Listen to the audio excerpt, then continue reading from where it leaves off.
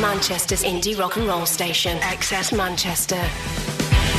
The XS Manchester Long Player, an iconic album in full with Jim Salverson. XS Manchester. Welcome to Season 2 of the XS Long Player. We're back, baby! I'm Jim Salverson, and every single episode I'll be taking another classic album and dissecting it with one of the people who helped make that album great. Be it a songwriter or a musician or a producer, or in the case of today's XS Long Player, a frontman.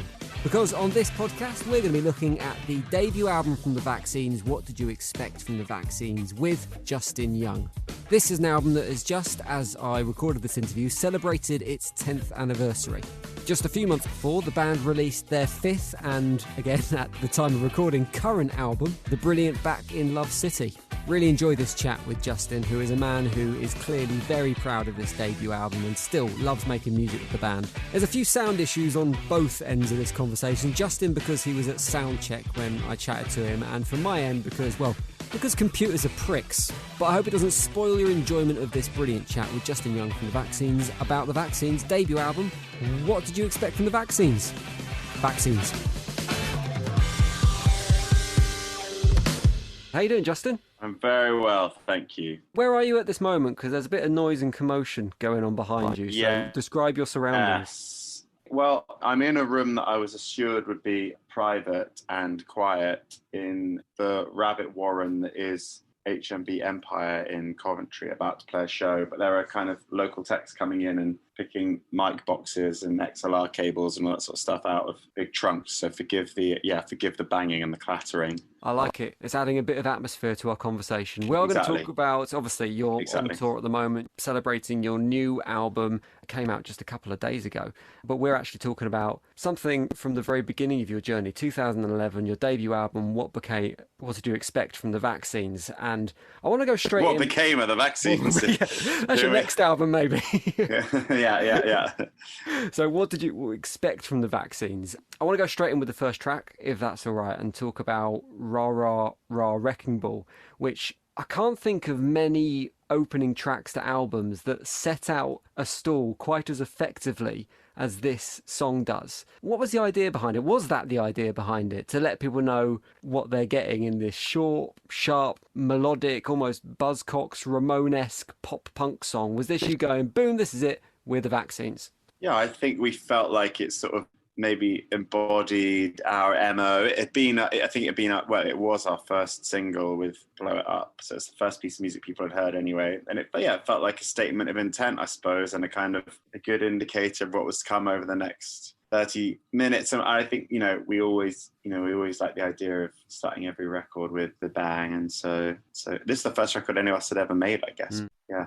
You said it's the first record any of you had made, and it was a record that was made when I understand the band hadn't really been around a great deal of time when this record was made. 4 months, wasn't it, between the band getting together and the album being either recorded or released? Did it feel like it was this whirlwind that you kind of blinked and suddenly you'd hit the big time? In some ways, yes. In some ways, no. We'd all been sort of like, struggling musicians in London for quite a few years. Like, we weren't 16, 17. We were kind of 23, 24, 25. So we'd all sort of like been around the block, done 4 or 5 nights open mic, 4 or 5 nights a week of open mic nights, and been in failed bands and done session work and all that sort of stuff. And I don't think it was 4 months, but it was certainly really quick. And I think, by the time we got a record deal, we'd sort of written the entire album and all that sort of thing, and that was like over the course of a summer break from university. So it did feel like a bit of a whirlwind. It felt like kind of being in the eye of the storm a bit. I think none of us really were sure what was going on or how long it was going to last or what was going to happen.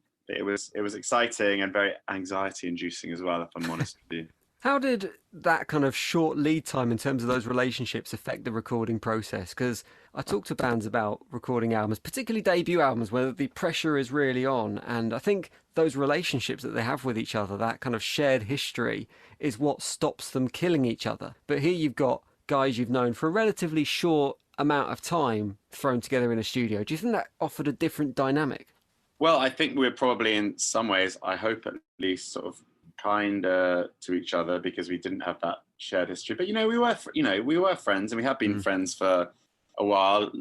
I'd been friends with Freddie and Arnie for a couple of years. I didn't know Pete as well, but Arnie knew Pete, and so they were old friends. And also, you know, I think when things are going well, you know, it's quite easy to be nice to the people around you when things are going well. It's when you're really challenged is when things aren't going so well. So we've all sort of felt like we were riding this wave of excitement together, and I think we were all just really happy to be there. I think generally speaking, I mean, I'm not going to lie. I think there were some tense moments, but I think that's part of any working relationship, I suppose. How collaborative was that recording process between yourself and your bandmates? Because you notice on the back of the album, all the songs have got joint credits. It's all the vaccines rather than maybe individuals. Was there a kind of band of brothers thing going on, that everyone was in it together, everyone was genuinely collaborative to produce these ideas?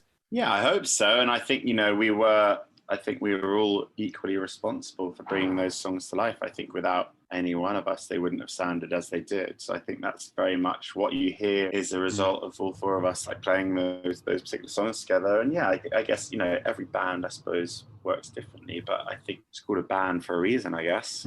When you put the album on, I think one of the things that comes out of the speakers instantly, going back to this album and rediscovering it 10 years on, for me was it's this fast, punky energy. It's fueled by energy. And I've read interviews with you previously where you've said that one of your major concerns recording this album was trying to capture the energy of that band on tape. How was it that you overcame that during the recording process? I mean, there were lots of little tricks we'd pull. I did all the vocals on a handheld kind of SM58 sort of microphone, which is not something you'd ordinarily use if, you know, Columbia Records were paying for you to make a record, and that we sort of put that through.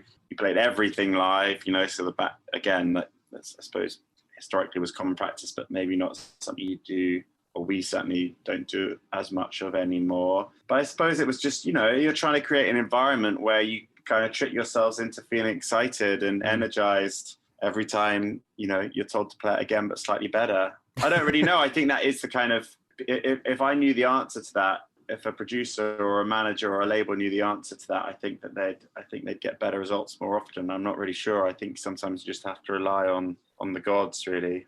I remember the Strokes having a similar thing when they were recording Is This It? And we spoke to Gordon Raphael on the series, the producer there, a few weeks back. And obviously you brought in Albert Hammond Jr. as a producer on a couple of the tracks, Wetsuit and Tiger Blood he's involved in. Was part of the thinking about, and there is a lot of Strokes in this album, I think you can hear the influences there. So was part of the thinking in bringing in Albert, maybe capture the energy in the same way? Well, funny enough, so actually Albert didn't produce Wetsuit. He produced Tiger Blood, but Tiger Blood came after What Did You Expect? But very much like, you know, so in the respect that he was someone that we obviously massively looked up to, like Strokes, one of our favourite bands. And we'd played with Arctic Monkeys in New York, and Albert had been there, and he'd suggested we did some recording at his place up in upstate New York. And I think when you're offered to go record with one of your heroes, you know, you don't say no. So that's what we did. And yeah, that's obviously a massive learning curve or experience or whatever. And I think every time you go into the studio with someone you respect and assume knows slightly more than you do or slightly better than you do, you come out the other side grateful for it. How does that work in terms of a producer-artist relationship? Because obviously there's an element in that relationship of sharing ideas and working in collaboration. And obviously, I imagine butting heads as well and kind of coming up against opposition and challenging each other. When you've got someone who you have that level of respect for, who has been part of your musical influences, does it almost become difficult to challenge them? Yeah, but I think you have to have faith in your own conviction and remember that it's your art, it's not their art. And you also have to hope that you're working with producers who respect you too. You know, they're in a room with you because they like what you do. So you hope that there's, to a certain degree at least, like a kind of an equal or an even, you know, amount of respect on either side. And I think that I've certainly learned that the longer we've been doing this, that if you really believe in something, you have to fight for it. But equally, if someone's really fighting you on something, there might be a reason for it. So I think it's about finding that balance. I'm going to ask you in a minute, Justin, to pick a couple of highlights off the album, if that's okay. It can be a musical highlight, favourite tracks, something that sparks off a memory, or something along those lines. It's completely up to you. I wanted to pick a track to talk about before we do that, Norgard, because it's a song that I remember playing on the radio loads when it first came out, written about the Danish supermodel Amanda Norgard, who was actually then brought in to do the promo video for the song. I want to know whether that was a Yes. weird experience because you'd written this kind of love song for a model and then suddenly you're working Yes. alongside her. Was that awkward Well, or was that just part of the plan? not really, because to contextualize it, she was a contemporary or like loosely a friend of mine, and Okay. and I'd been hanging out with her for a while, and so it kind of wrote the song as a bit of a joke, to be honest, and didn't really expect many people at the time, other than maybe her and a few of our friends, to ever hear it. And so there was already a direct point of contact when we suggested she did the video. But yeah, it's quite funny. She used to, I haven't seen her for ages, but she used to come and see us whenever we played in Copenhagen, and definitely sung the loudest when we played her song. Singing along to her own song, love it.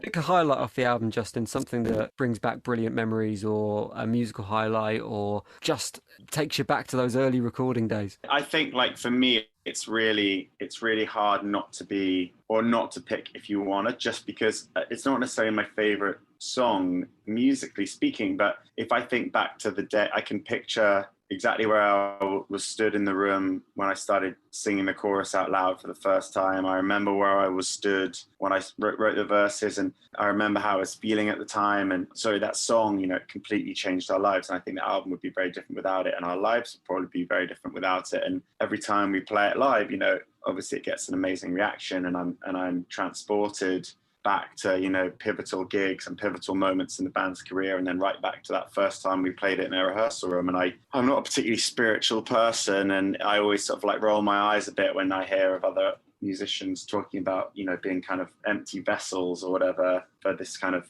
higher power or whatever. But I do often wonder what life would look like if that song hadn't come to me. One of the things I do remember, Justin, when this album first came out in 2011 was some of the music press were a little bit sniffy about you guys being too posh to be a punk band, which is a ridiculous thing to level at someone. Did that kind of attitude or those kind of comments hurt at the time, that there was this focus on you guys as people and your backgrounds rather than maybe the music you were creating? Yeah. I mean, it is a ridiculous statement. It's not true either. I mean, I think Freddie probably can't hide the fact he's posh, but not all, all four of us certainly are not or were not. And even if we were, I'm not really sure how relevant that is, but I suppose we could could write a thesis on that, couldn't we? But it did hurt, but only because none of us were really used to having attention in the way that we were getting it. And, such as the human condition. For every 10 positive comments or reviews, the one that keeps you awake at night is the one negative one, But I think it allowed us to develop some pretty thick skin, and I think 10 years in, I feel really proud of that record. I feel really proud of our legacy, and I feel really proud of what we do, and I love what we do, and actually can't really say fairer than that, can you? The album finishes, well, it doesn't quite finish on Somebody Else's Child, because there's a hidden track on the album after that, which I think was, that's a throwback to the days of the cassette. Putting like a hidden track on an album wasn't so common in 2011, so I absolutely love the fact that it's on there. But before you get to the hidden track, you've got Somebody Else's Child, which is, it almost feels a little bit out of place on the album because it's this much softer, slower, tenderer tune than everything else that comes off it, which is this frenetic, energy-filled album. Was it important for you to kind of have that wind down to show that texture at the end of this album? I think we liked the idea of, sort of getting to the end of the record and then sort of showing people the other side of the coin, and almost kind of leaving the door open and a few questions unanswered about where we could go next and what we could do next and all that sort of stuff. So it was a sort of, I like to think of it as, the album's question mark. Been a pleasure to speak to you, Justin, about a classic album in our view. You're now 10 years older, 10 years wiser. You've just had the 10th anniversary of this album as well. How does it feel to you looking back at it after all this time? You've said you're proud of it. We've labelled it a classic album. Do you feel the same? I'm incredibly proud of it. And I think it often takes time for people, and the dust to settle for people to really understand what a record means and what it means to people and all that sort of thing. And I don't know if I'm well enough placed to know exactly what that is, but it's always gratifying to hear how many people connected to it so deeply and, on a scale much larger than any of us ever imagined. So, it's amazing. Justin, as I said, been an absolute pleasure. Good luck with the new album, Back in Love City, which is out now. Hopefully in a decade's time, we're having a conversation looking back on that as a classic album too. Thanks, mate. Thank you. The Excess Manchester Long Player, an iconic album in full with Jim Salverson. Excess Manchester. That was all right, wasn't it? I think that's the first time I've ever spoken to Justin from the Vaccines, but what a lovely fella. Really enjoyed talking about their debut album, What Did You Expect from the Vaccines, and I hope you enjoyed listening to me talking about their debut album, What Did You Expect from the Vaccines. There is loads more to go at in this series. If this is your first Excess Long Player, take a look at some of the episodes we've recorded before. If you like the Vaccines, I reckon you'll probably like the episode we did with the Wombats on a guide to love, loss and desperation. You'll probably like the Strokes episode. I chatted to the producer of Is This It?, Gordon Raphael. That was a great chat and very similar vibes between the Vaccines album and that Strokes album. And maybe have a go at the Kaiser Chiefs as well, talking employment with Simon Ricks. That's just a few of the episodes in this series. Go and listen to them. And if you like what you hear, please do subscribe to this podcast and make sure you leave us a review as well. Cheers for your ears. I'll see you next week for another Excess Long Player. The Excess Manchester Long Player, an iconic album in full with Jim Salverson. Excess Manchester.